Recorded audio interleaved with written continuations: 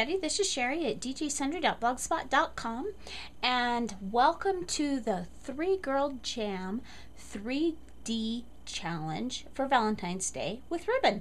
That was a mouthful. Now, over in the 3-Girl Jam blog today, we are starting our next challenge. Today is February 1st, and so if you are watching and it's past the middle of February, you might want to check and see if the challenge is still going on, because guess what? If it's before the middle of February, you can enter prizes, enter your 3D with ribbon Valentines, and you might be eligible to win some prizes. And this time we are being sponsored by the State Line Bag Company, as well as, of course, 3-Girl Jam.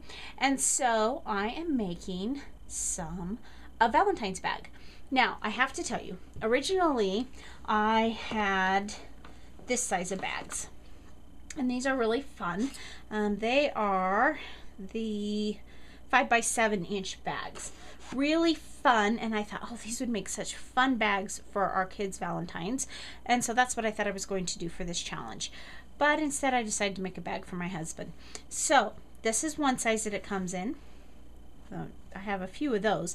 And then these are some of the smaller sizes, but I chose instead to use the 8x10 size, which I have buried on the bottom of my pile. So let's just get started and I'll show you what I've done.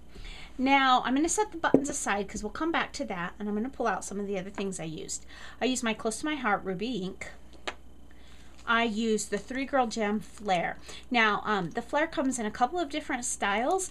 You can get the flat back like what I have here, and you can also get a traditional, more pin back. I really like the flat back. I have some of the pin back that I have attached to my little holder here for my stickles, and they're nice for that. But for projects, which I do mostly cards and things, I really like these flat back because you can use glossy accents and it will adhere right down. And so I used a piece of Flare, and I'll point it out to you when we get there. From 3-Girl Jam, I also used the Hollyberry crinkle ribbon, which is this gorgeous red. Of course, Hollyberry screams Christmas, but it also is Valentine's-like. So I used that. And then I'm not going to go into a lot of details about this stamp set. This is a stamp set from the Alleyway Stamp Company, and this is called Background Basics. It's got 3 different stamps, and I'll be sharing more of this stamp set in future posts, but I was so excited when this arrived in the mail. And that's because I have been looking for a chevron stamp. Not seriously looking, but thinking, yeah, I would like to get a chevron stamp someday in the future. And when this one arrived in the mail and it had a chevron in it, I was so excited. This was actually sent to me by someone else. And I was so excited because I have been thinking about buying one, and I'm using this chevron. As you could probably see, I've got some of the pink in the valleys still, or the red, but I'm using this chevron on my bag. I also use this plain piece of white cheap cardstock, and we'll talk about that in a minute. And I took a piece of that and I cut out this heart, kind of old school. What do I mean by old school? Well, I took a piece of paper just like this, folded it in half. I think we probably learned this skill when we were in, I don't know, 2nd or 3rd grade, maybe even younger than that, where you just cut out a teardrop, open it up, and there's your heart. And that's exactly what I did. And I use this as a template. That's all I used it for. It's got some glossy accents around the edge. I don't know if the camera picks that up, but I use that for my template. This one I used to slide inside of the bag. And the reason that I did that is because when I was stamping on my bag and when I was gluing on my bag, I did not want it to seep through and get to the other side of the bag and come through. Either for the stamps, which I don't think it would have now that I've worked with it a little bit, but the glossy accents definitely would have, because you can see how it kind of got crinkly and messy on the inside. And now that it's dry, I can just pull it around and pull it out, and I've saved the integrity of my bag. So I was thinking, okay, I know I want a heart, I know I want to use Flare, I know I want to use ribbon. How am I going to make this work? So I came up with one idea, and I thought, oh, that's going to take a lot of ribbon, and as much as it would look really cool, I'm a bit of a ribbon hoarder, and I didn't want to use that much ribbon. And I was just kind of scanning my craft room, and my eyes caught on my buttons. Now, I have divided all of my buttons into these little jars that I picked up at IKEA, and I have them color coded. I have blues in jars, I have purples in a different jar, I have yellows in different jars, and this was my red and pink jar, and it was full to pretty much the top. And of course you can see now it's about almost half gone, but I thought that's how I'm going to do it. So what I did is I started with my aloe stamp, and I started stamping across the bottom, all the way across, and I did that all the way up the bag.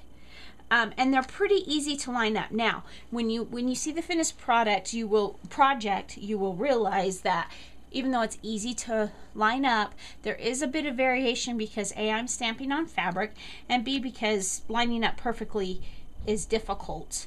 It is much easier with this stamp though, because first of all, it's clear and you can see through your block.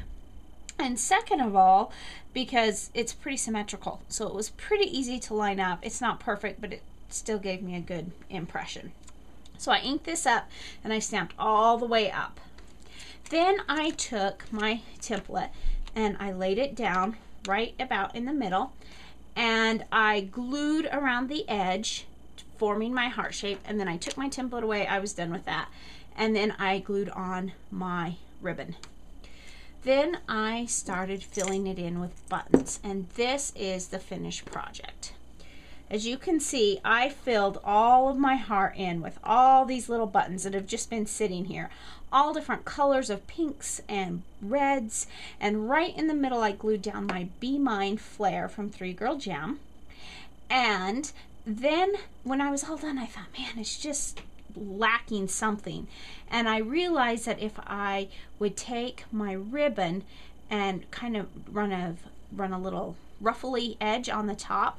Now I really liked it, the look best when I ran it across this top at first, but then I thought, well, but when I close the bag, I'm not going to be, I may lose the integrity of the ribbon. It may, even with glossy accents holding it down, it may just kind of get messy and eventually fall off. Now, one thing you could do if you wanted to try that, you could sew it on. I just didn't want to pull out a needle or thread or my sewing machine. You could sew it on, but instead what I chose to do is I put it under the seam edge at the top of the bag. So now when I pull my bag closed, my ribbon will still be there, but it's not as likely to get damaged in the top. So there I have my project for today. Now I also inked around the edges with the same 3 Girl Jam, with the same Close to My Heart ruby ink, and just to kind of finish it off. And you can see some variation of the stamp here where I didn't get it pressed down quite as firmly as I could in other places, but that's all part of the beauty of making your own. So I kind of like it, kind of an old school Valentine bag, and it's going to be filled with a special treat for my husband. So thanks so much for stopping by today. Be sure to head over to the 3 Girl Jam Challenge blog at 3girljamchallenges.blogspot.com and see what you need to do to enter a project to win some of these great bags and some ribbon. And remember, take some time to enjoy the little things. Have a great day. Bye.